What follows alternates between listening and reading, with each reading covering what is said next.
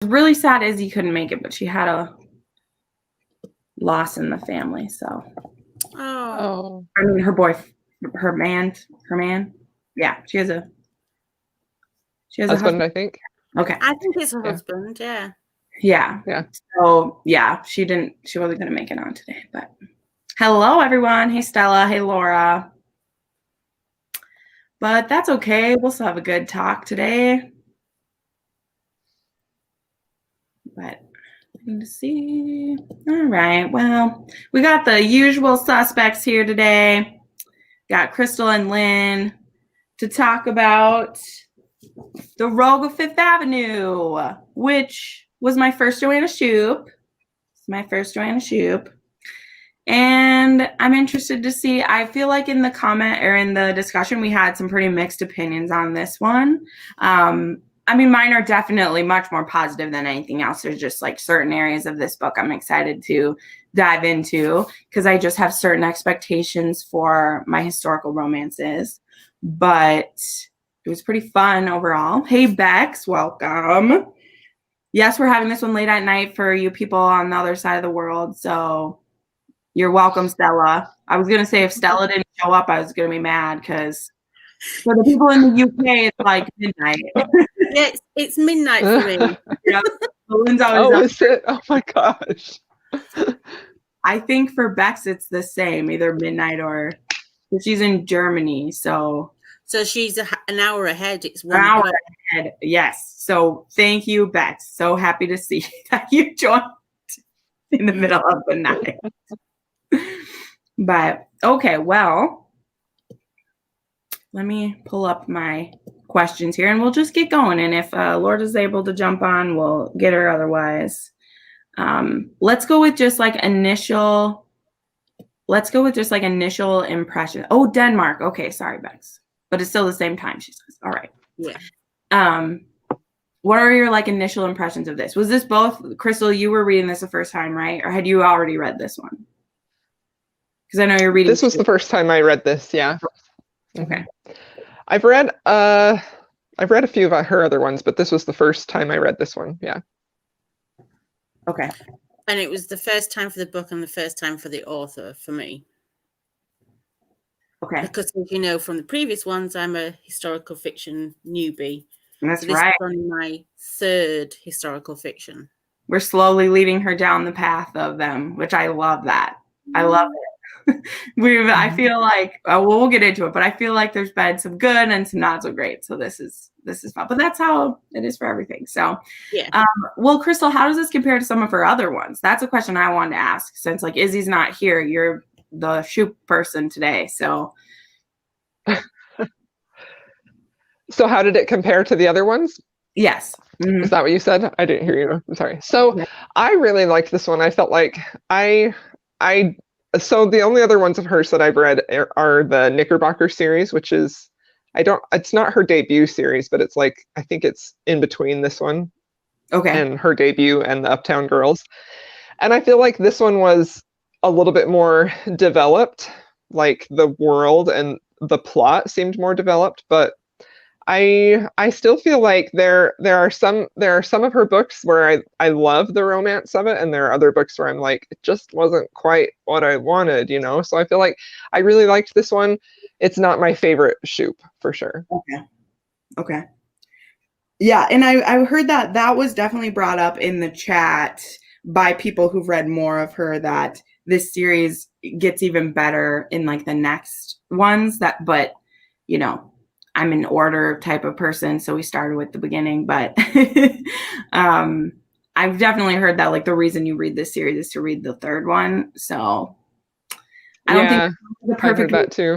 Stuff, especially when they're standalone books. I think you should bring your A game to every book that you put out there. But there's also something to be said for learning the world of it, because are all of her books Gilded Age? Like, when is the series you read? Is that America at the same time, or when's that?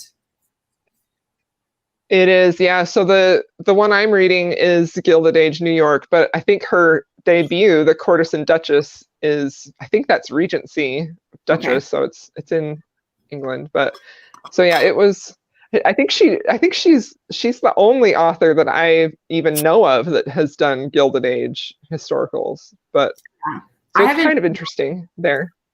I haven't tried that. I think Amanda Quick also does them, like up until she even goes into the flapper, like she even goes up into the 20s. But I haven't read any of those at all. So, Lynn, how was reading an American historical for you? Just based on like those aspects, not getting into maybe like the story part yet, but I was looking forward to it. I was actually, because obviously historical fiction is generally always based in my country. But yes. Yeah, so I was actually really looking forward to seeing something slightly different. Do you want my general thoughts on the book? Yeah, you can give overview. We'll get into. I was a bit meh about it. I was just a bit, I didn't dislike it, but I came away from it going, it was all right. Yeah. Yeah, it didn't. I mean, it's like the last one. I loved the last one that we read. And this one, it was just, it was okay. Because that's our first question is what we thought of the plot and the story. So just like without going into the character part of it, like the setup of the story of it. And I think for me, I thought the plot was interesting. I like the idea of kind of a like female Robin Hood in the upper class in a sense, trying to help, trying to help out where she can and to do those things. But I think that one of the things that, and maybe it's just because our hero is supposed to be like obsessed with her, but I think our heroine has a bit of a savior complex more than really understanding the people as much as she like wants to. That was my like gut feeling of her. And I don't mean that of like that she is, but I think some of the actions she has could have had more harm than good in some areas. But it was a tough time for everybody. I mean, the crime that happens in this, I mean, you definitely heard about that before and seen it happen. Your husband could do whatever he wanted to you besides murder you, but once you were murdered, like that's always like any like stalker books you read or something where it's like nobody can do anything about it until they do something, but once they do something, like you're maybe dead now. So I think for me, actually the plot was probably the most interesting bit about it. Actually, it's what kept me going. It was, I wanted to hear more about what both of them, what their life was like and the other side of life was like, and that probably was the most interesting bit for me, definitely. I just didn't fall in love with the characters. Yeah. Get to that. And I felt like the plot was really the most interesting part too, like how it was almost like a legal type of thriller, not quite a thriller, how you were trying to figure out like the whole time that they were, defending Mrs. Porter, like that was very interesting to me. And I really liked Frank's part in that too, but it was, I definitely felt similar that it was a little difficult to care about, but I honestly feel like the whole not the message, but maybe the whole tone of the book was that these powerful men are controlling every aspect of the women's lives, from, Mamie's dad with her marriage and Chauncey, like everything. And so I feel like that was a little heavy, and I know that was like realistic at the time, but I found that that's not why we read historical romance. I don't know how far you want to get into this, but but no, I agree. Like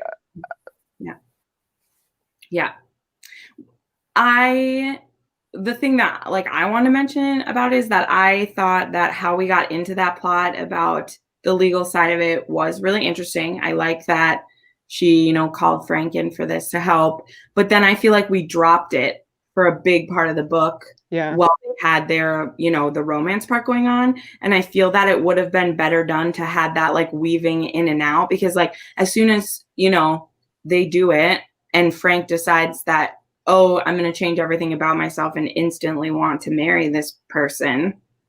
They dropped everything to do with the court case until the last like chapter of the book, or 2 chapters of the book. And I think that it was a good plot setup and should have kept being woven through instead of, oop, now we're going to show Mamie like sneaking in and out of her house for 5 chapters to bang with Frank, which I would have been okay with it. Yeah. I like Frank better. So let's move along. Well, and her too. So let's move on. We're going to start with Mamie. So I always do this, like what you think of the heroine, her motivations, and like who she is as a character. Whoever wants to go first. Go, Crystal. Okay. So I liked Mamie a lot. I feel like she was, you know, like a privileged person, obviously, but she was also like, she cared about other people. I would have really liked to see more of the Robin Hood type of thing going throughout of it. It sort of seems like that got dropped off a little bit too early. I feel like she was pretty good about giving Frank sass back, like that one line that I saved when, you know, Frank was talking to her about his affairs with married women, and she said something like, "Are you seeking praise for resisting something that any decent person would know is wrong? If so, I fear you'll be disappointed." And I just thought that was so perfect. I just loved that line. I felt like that was her having a good backbone and really, you know, giving him back what he was trying to give to her. I also liked how she didn't necessarily fight the situation that she was in, but she wasn't going to just lay down and take whatever they gave her. So I feel like she had a lot of the beginnings of an independent, powerful character. I liked her, but at the same time, I felt a little bit of a disconnect with her, and I'm not quite sure why. Like I didn't connect with her as much as I hoped to, but I did like a lot of her character too. I'm very, very similar. I feel as if the bones of her was somebody that I would have really, really connected with, and actually, I just didn't. It was bizarre. It was a really bit bizarre. It's like I like independent, tough women. I like women that are sassy, who give as good back to men as, and so this is all her.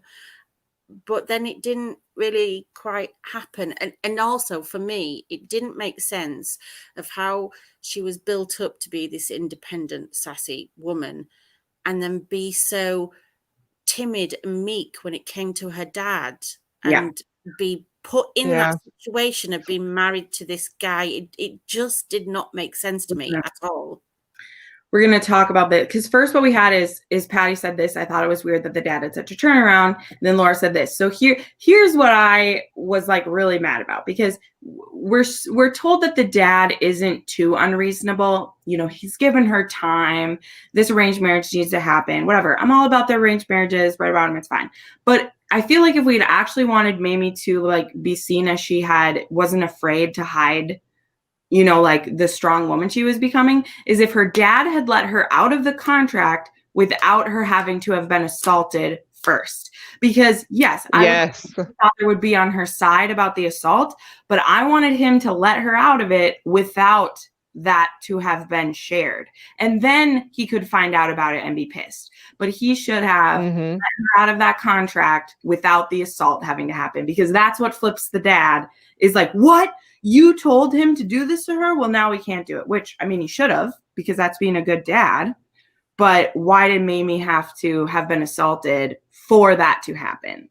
And also, why? We never got to the bottom of why he was so set on them two marrying. It seemed as if there was this big mystery of why they had to get married. And then we never, unless I missed it, I don't think we ever really understood why. Well, it was just because the dads were best friends and they've made it since they were young. And he's like, we're going to hold up our part of it. There wasn't any reason other than like that they had to. That was literally it. And Chauncey needed a way to fund his mistress. Like that's what it was too. Like he needed her money to be able to fund his mistress.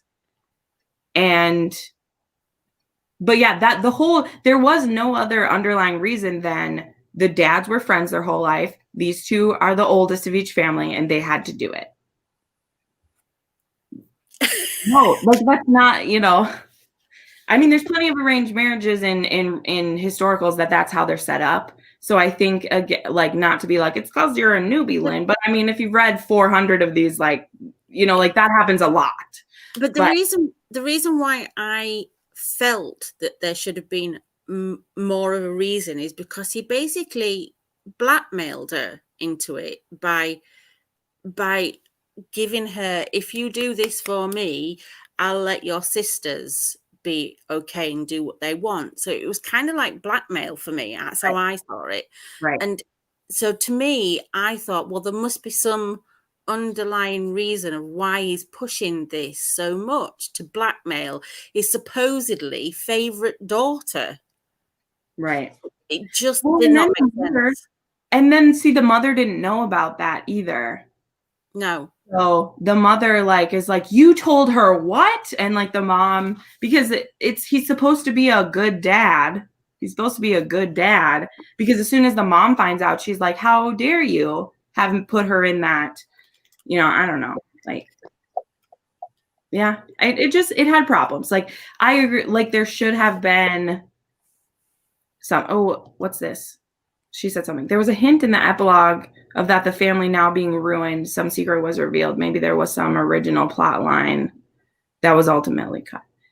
Yeah. I mean, because a lot of the money, though, was going to be kept away from Chauncey. Like, the father, that's the whole reason, like, Frank was so involved in this, is that there was going to be this amount of money set aside for Mamie and her children that Chauncey could never touch. And then if he cheated before the kid, then she got even more money. But it was money directly that Chauncey would have to pay. I don't know. But I know that's part of why Frank had to be involved anyways, because it was a really, like, tricky thing to be able to put the money that the woman has out of her husband's reach, because that's not generally how that works. Generally, they get everything that you have. Yeah. So, I think the fundamentals of the plot for me, just for a lot of the plot anyway, just didn't make any sense. So, yeah. Well, and so here's the thing too, is that I kind of thought it was a cheap shot to have Chauncey have to, like, attack her, because I just liked that he was kind of a, like, pushover, and that he wouldn't have had the kind of spine, and he already had a woman. And so just all these things, like, when that chapter happens where he comes upon her, like, number one, I knew immediately what was going to happen, because I was like, this is a scene I've seen before, where he's like, well, if I ruin you, or if I prove to you that I'm good in bed, then you will want to be with me. I'm like, I thought that scene was totally unnecessary. I didn't like it at all. Yeah. But then if he hadn't have done that, her father wouldn't have let her out of the marriage. Like, that's really why I'm having, like, her father was going to make her get married like that right then if she didn't reveal that he'd assaulted. You know, that's just, it bugs me that was the recent part. But anyway, okay. Well, enough on that. That was, like, a big issue for me too. I wanted them to be friendly and agree, but they couldn't get married. Yeah. I wanted her to end up supporting Chauncey. Like, I wanted her to fight for him to be able to marry the woman he wanted instead. Yeah. You know, that would definitely fit more with her being this independent, feisty woman, is to fight for this friend that she was supposed to be betrothed to. I feel. Right. And then, like, when, like, we're going to talk about Frank in just a second, but like, Frank came from a low birth and she's going to be with him. Like, why couldn't, like, Chauncey marry, like, the woman that he wanted, even if she wasn't who his family wanted? So I would have liked to have seen that, instead of Chauncey being made into a villain just at the last second there, kind of, you know, because he didn't really want to be with her either. So why is he going to rape her, you know? Because it wasn't out of him being like, because his dad told him to. Yeah. Anyway, all right. Let's move on to Frank then. So let's talk about Frank and his motivations, his big secret, and what we thought of our hero. Because this is where he just didn't do it for me. So this is why the hero makes or breaks a book for me. So. Well, it's got to, isn't it? I mean, that's why we generally read these books. Yep. So, yeah. Well, for me, once again, just didn't quite. I find it quite hard to understand why I didn't really like Frank. Apart from, I didn't really believe the chemistry between the two. Any kind of scenes that were to do with anything to do with sex, yeah, it just fell flat for me. Mm-hmm. And I listened to it on audio, by the way. I don't know if either of you two did. And I found myself I found myself cringing a bit at what was said and what was. I was just like, this is not hot.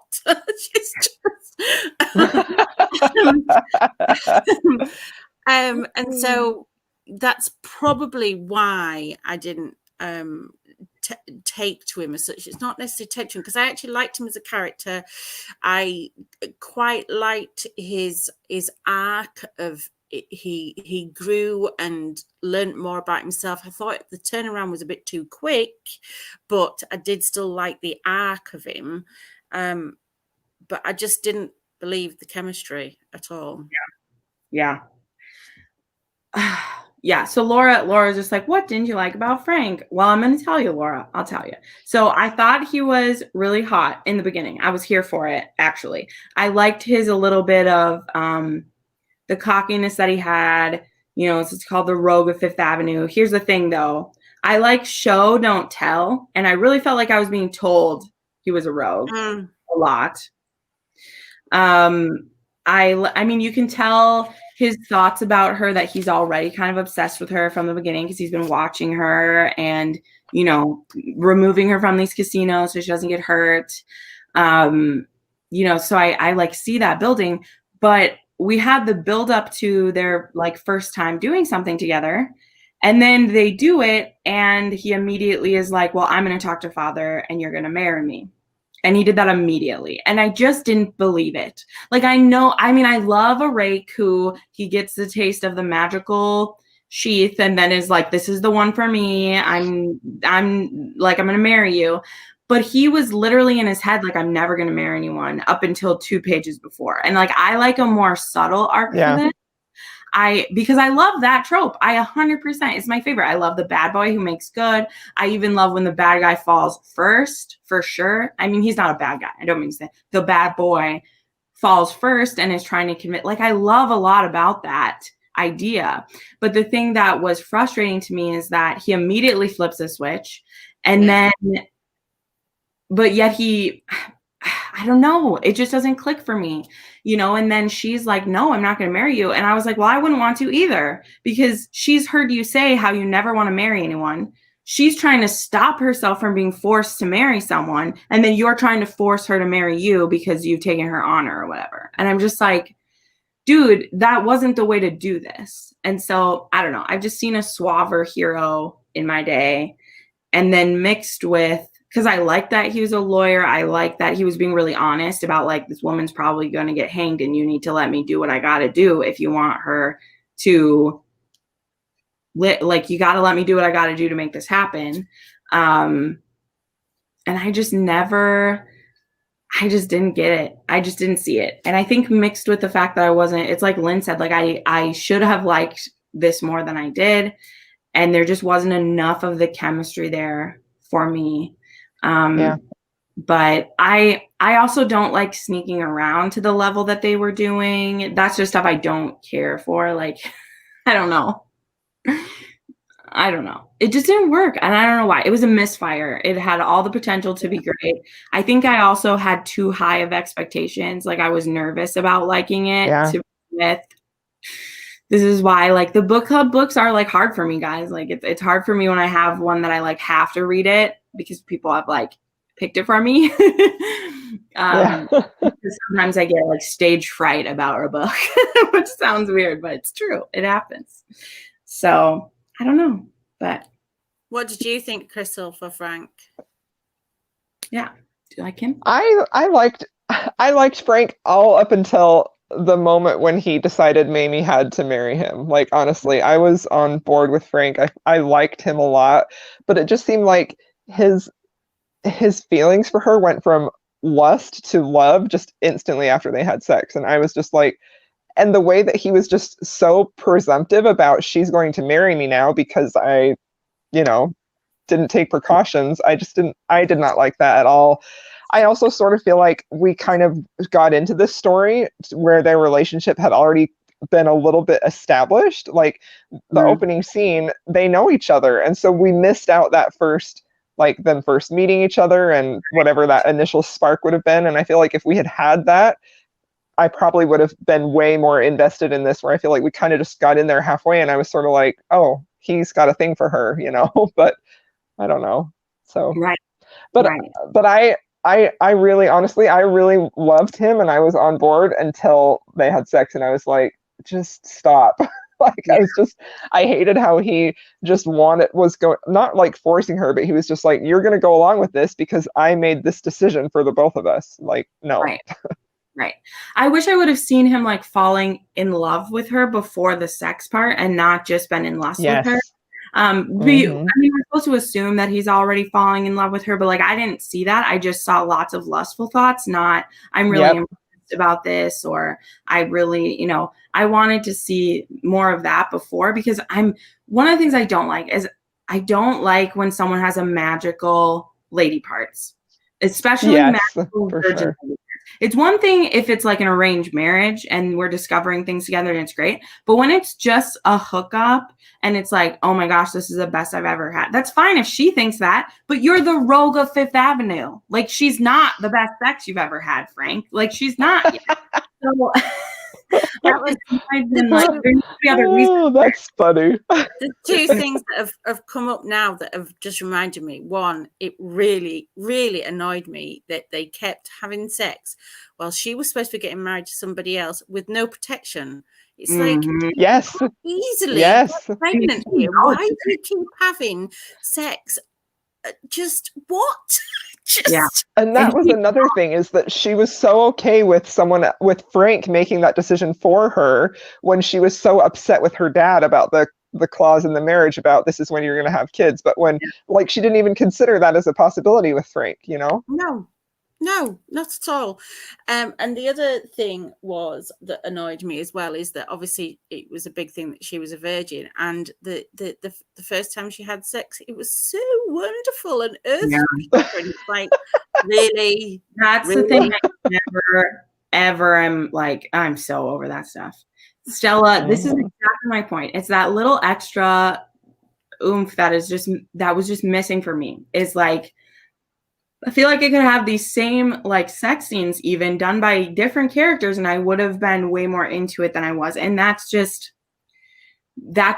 I don't know. It just wasn't the thing for me. But I meant to address like Laura's thing of like, he realized he loved her before, but then the first sex scene was from her point of view. So maybe we would have heard different things than I said. That's fair. That's interesting. Yeah. It just wasn't, I feel like I think too, it's like what Crystal said, where he's just like, I made the decision. Like, you're coming here, we're doing it. I love a demanding alpha. Like, come on, that's my brand. Give me all the alpha there is. But I feel like for Mamie, like that route wasn't the route that she would be attracted to. I don't know. Like, I don't know. But then, okay, let's talk about his, like the presents that he decides to send her presents like every day, and that happens like twice, and then it doesn't happen anymore. No, I did. Basically, the whole book was the bones were there to be a really good book, but she just didn't execute it very well. I don't feel. Sure. Yeah. It's like when it was doing the I'm gonna win her over and those, I thought those twice, it was really lovely, the ideas that it came up, and then as you said, it just stopped, and it's like, why? We should be seeing more of this. We should be seeing the wooing. We should that's it. It was too much of him, just like, it was like one of those like connect the dot things where he's like, this happened, and then like, ooh, now this, and And I just didn't feel like swoony about any of it. I didn't feel like he was wooing her. I felt like there was lust and there was tension, but then they had sex and then he's like, nope, now every time I have sex, I'm trying to get you to marry me. And I just... And it went into him to be trying to win her because he wanted her, not because of other reasons. And it for me, it then went into too much of the I can't live without you trope, which I hate with a passion. I really do. It's just like, for God's sake, people. Yes, you can have a life, you know, without feeling as if you'll die if you're not in each other's company. It's just like, I'm sorry for any fans out there. I'm coming across as if I hated this book, and I didn't hate this book. It just had a lot of problems for me. I think that's the thing, though. Like, I agree with you. It's like, I'm the way where if I don't 100% love a book, then I just kind of feel meh. And like, I read so many books that it needs to stand out for me. And this isn't a book that like I want to read again, nor so that I feel like I need to recommend to anyone. Like, I just don't think this is essential historical romance reading. And that's really what I am always looking for. You know, I'm looking to build my library of, you know, like The Secret. I 100% know why it's on all the lists. I 100% know why it's, you should read this book if you're reading historical romance, because it gave me all of the things and above that I wanted. And in that book, what do we have? We had exactly the same thing of like, you're going to marry me. Literally brought her into the friggin' church and here's the priest in front of you. But still, you want to marry me? Please marry me. I really, really want to marry you. I'll give you anything you want. But he even, you know, forced her in front of a priest and was going to do it. But Frank just like, he didn't have the same suave for me that I got from Ian. So it didn't work for me. But I don't know. Yeah. If he was Scottish, maybe I would have.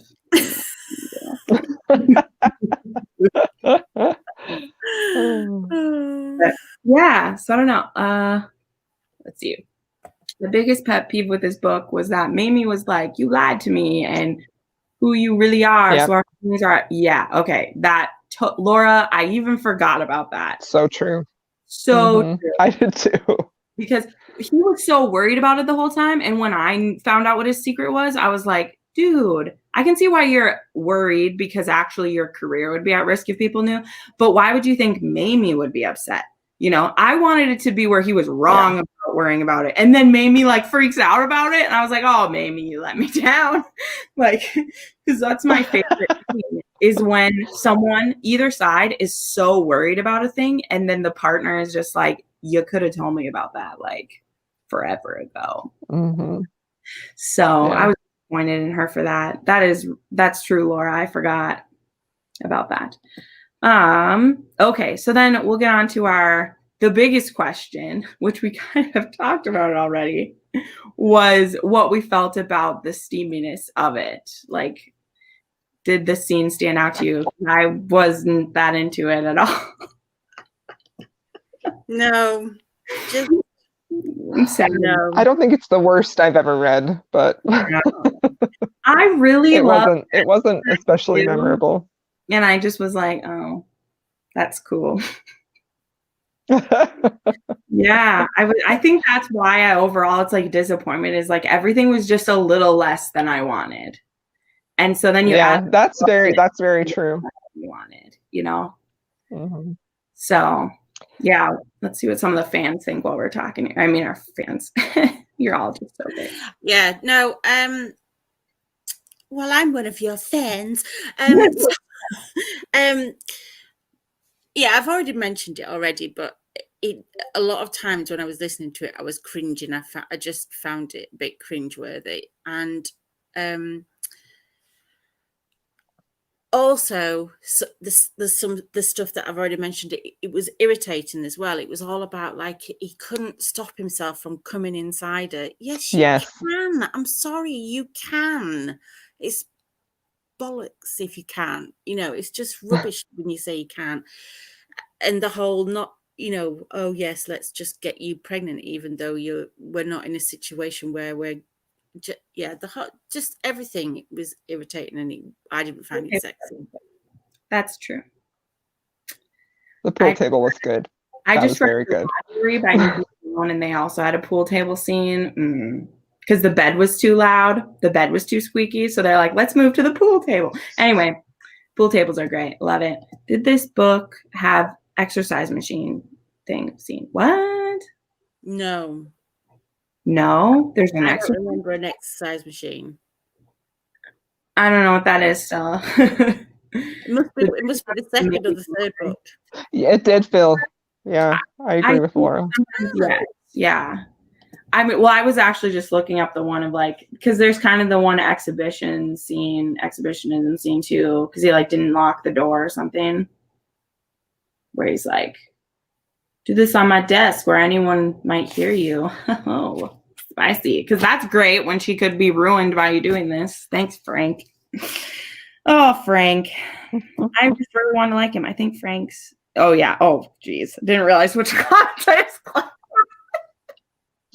Yes, I agree with that. But I think that is like a super manipulative thing to do. And for him to be the experienced party who is a rogue, who has, you'd have to assume, either pulling out or using French letters with people, to just this virgin who is betrothed to someone else, to just like not even talk with her about it. Because he's like, well, I'd be okay if she got pregnant. I would take care of her. I was like, no, like you. And that was my problem with him, honestly. Like, yeah.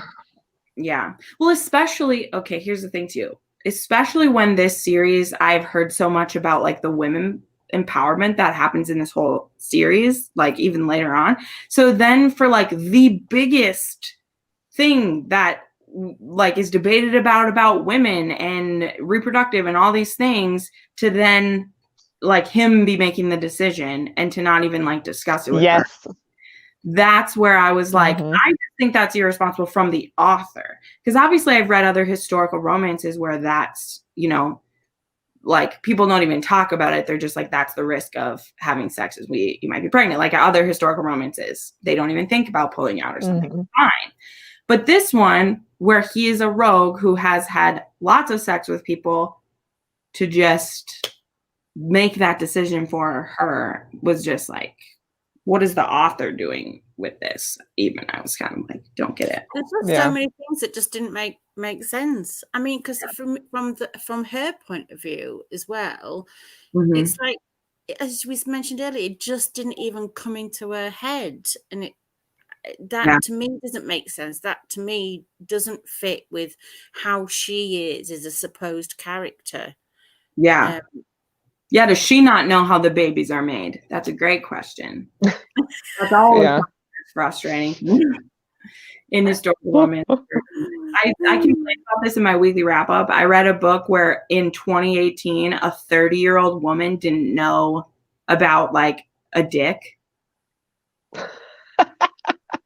And they're trying to say it's because she had a traumatizing experience when she was 18. And I was like, okay, so she would have been 18 in the same time that I was 18. She would have been 18 in 2010. And she doesn't know how sex happened even before she was like assaulted, because there is about to be this sex scene. And she's like, she knew that a penis had to be hard before it went in, but I was like, there's no fucking way. I don't care how innocent this person is in 2018. There's plenty of historicals you'll read where people don't know what a thingy is. And that's fine. I don't like those books too much anymore, because I'm like, come on, you've at least seen a cock on a horse before. You haven't done man. But there can be, like sometimes that's cute in a book when someone like, there's certain things I don't know. But then I like the man to explain it then, but not to just make the decision for you. Like, I don't know. Anyway. Yeah, not Frank's best move. But yeah, so I don't know. So yeah, I'm sorry for people who like super love this. I don't know that I'll like want to continue the series. And I know people are like, keep going. But I just can't say that it's something I would do right now. I own the other two. I know that the other two are supposed to be better, but I'm just not in the mood right now. And I feel bad, but I'm also like, maybe I'll try a different Joanna Shupe. Crystal, you have to let me know if you like other ones more. See, like I So in her other series that I'm reading right now, like with a group, the first book in that series I did not like. Like I liked it even less than this book. I gave it a 3 stars. I didn't like it. So when I read the second one, I was almost positive I wasn't going to like it. And I ended up loving it. Like it was so much better than the first one. So that has made me so curious to see how the rest of this series plays out. And I definitely am going to keep reading, but yeah, it's interesting how she seems to be very hit or miss for me anyway. Like, I mean, I think the sequel is about his brother, right? Like the sequel's about. I think it's her sister, isn't it? I was going to say, I got the impression it was going to be about her sisters. I got the impression it would be about her sisters. Yeah, I think it's her sister, the one that reads the romance novels or something like that. Like she keeps the erotic novels under her bed, which sounds fun. Okay. I think maybe it's a different one. Yeah. Maybe her sister hooks up with his brother. I don't know. Yeah. Second one is Florence's book. Oh, okay. Stella's just said.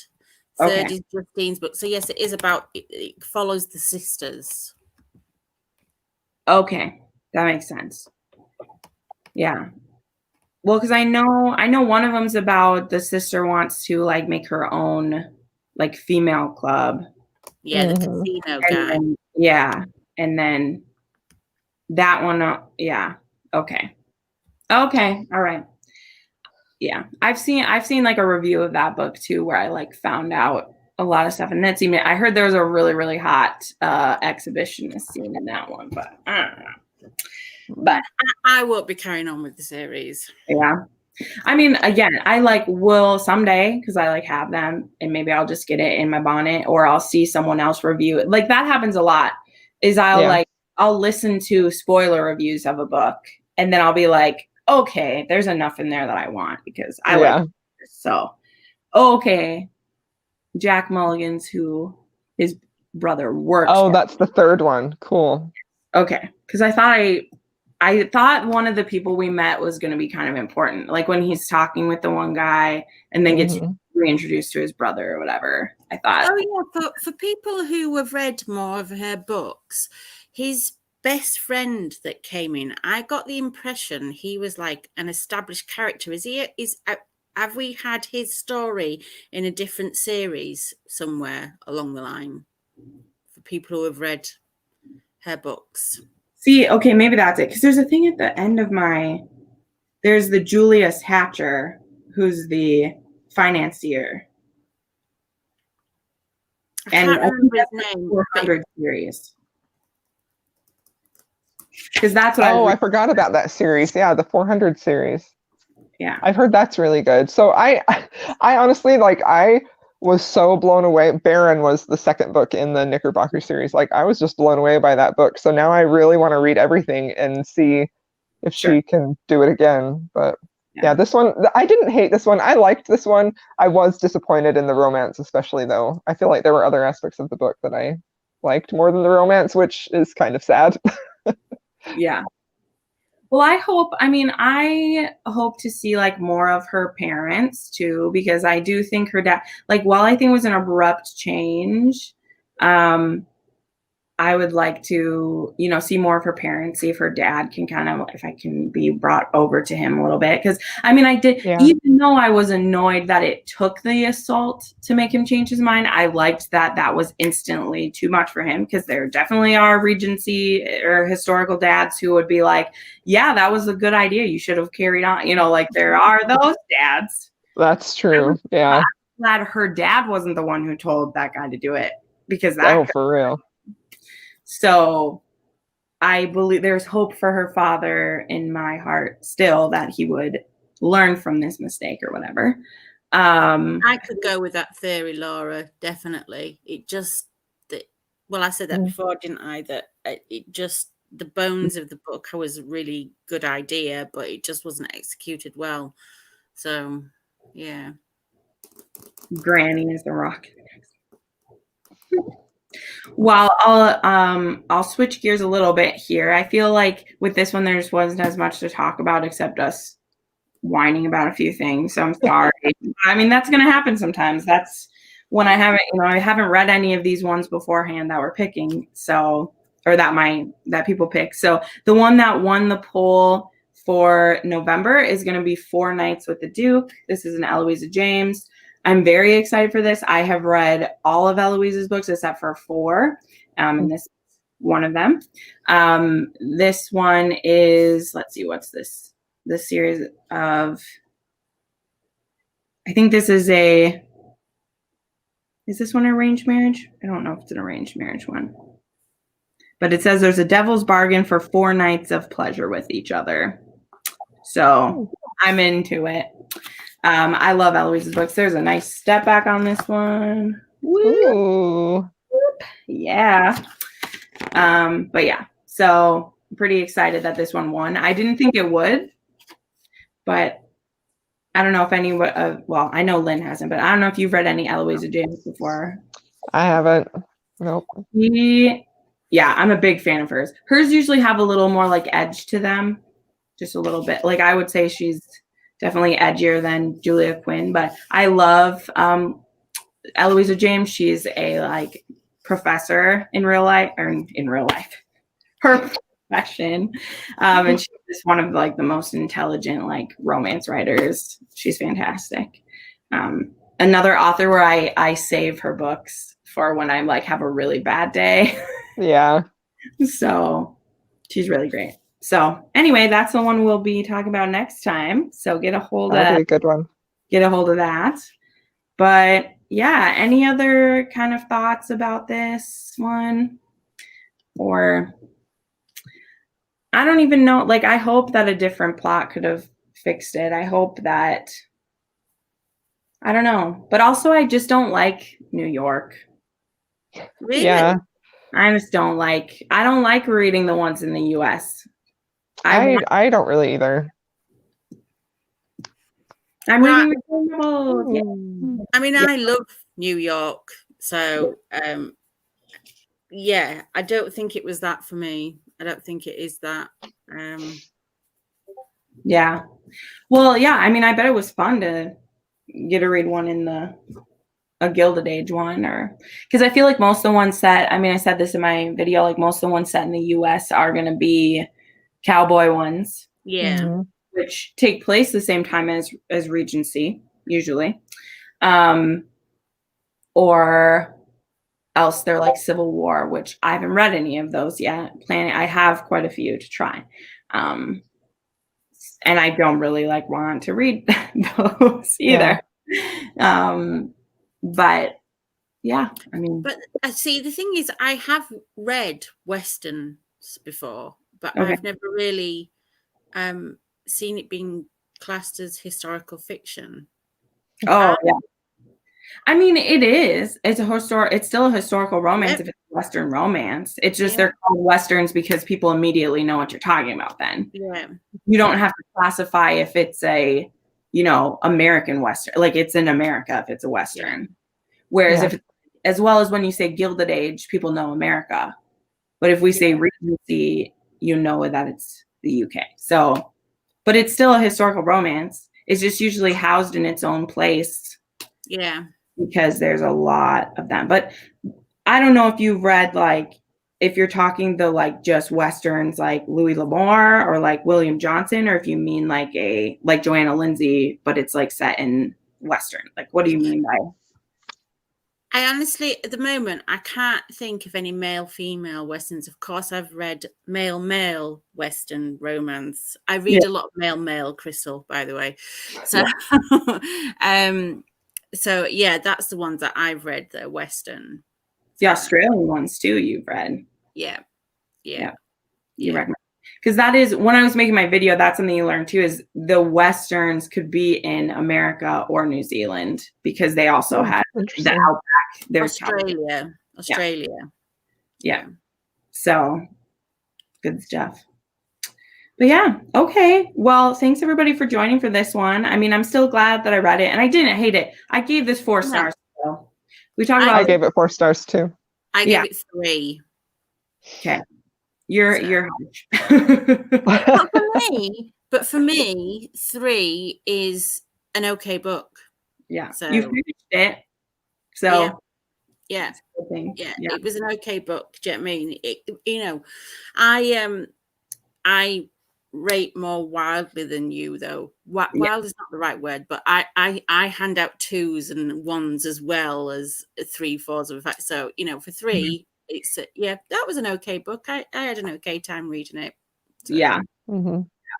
All right. Well, we shall. This was fun. Soon. Yeah. Thanks for joining, and we will catch you all next time. Thanks for chatting. So have a good night, everybody, or morning, wherever people are at. I'm going to go to bed now. All right. Good night. Bye. Bye.